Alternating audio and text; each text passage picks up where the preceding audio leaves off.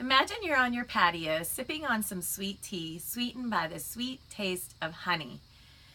It's a hot summer day and you're surrounded by beautiful flowers and hanging baskets. All of a sudden you hear a buzzing noise coming past you.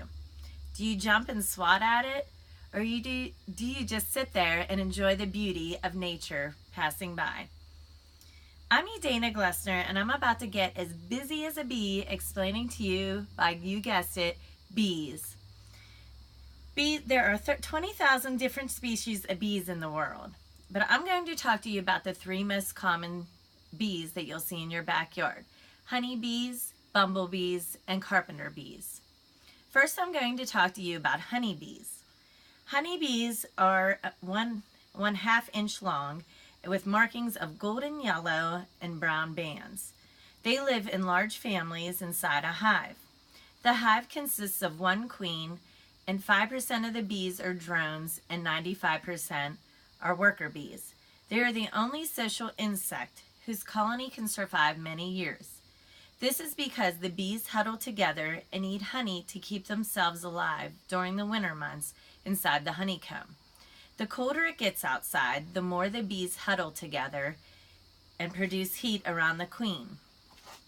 Honeybees pollinate more than 100 crops in the United States.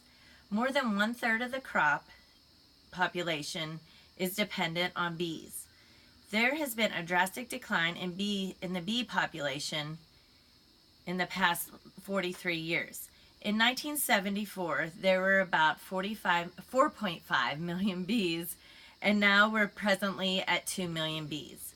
30% of the bee colonies are lost every winter. The common cause is due to pesticides used in agriculture today. The worker bee can only sting once due to the fact that their stinger is barbed, and when they enter the skin of a human, it attaches to the skin, and the other end of the stinger is attached to their abdomen. Therefore, consequently, when the bee goes to fly away, the abdomen is ripped from their body and they die. Similar to honeybees are the next bees that I'd like to explain, and that would be the bumblebee. The bumblebees are a little bit different.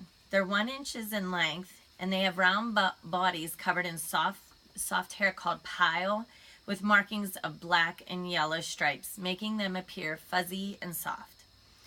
These are social bees that live in large families, but they nest in the ground. They can be found above ground, around patios, areas, and decks. They are beneficial because they pollinate crops and plants by vibrating the flower to release the pollen.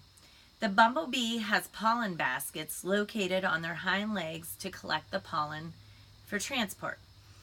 Unlike the honeybee, they can sting more than once because their stingers are smooth and do not get caught in the skin, and they fly away.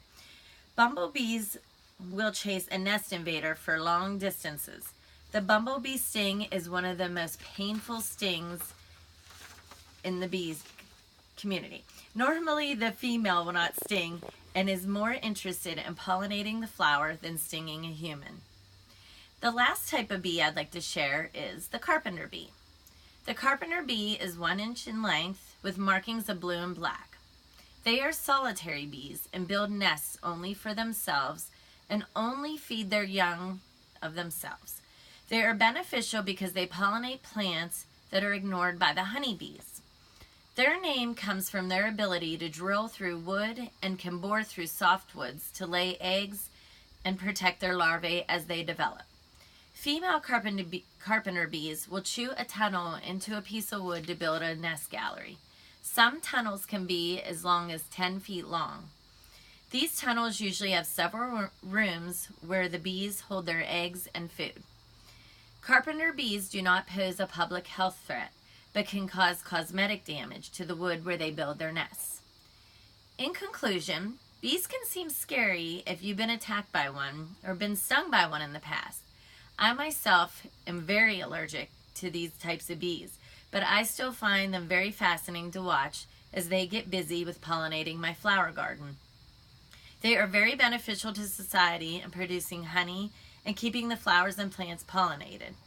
Let's keep the bee population going by planting more flowers and using less pesticides. So before you pick up that fly swatter and go after that buzzing bee, I hope you think twice and remember that they're not only good for society, but also have a family waiting for them to bring home some pollen. Thank you.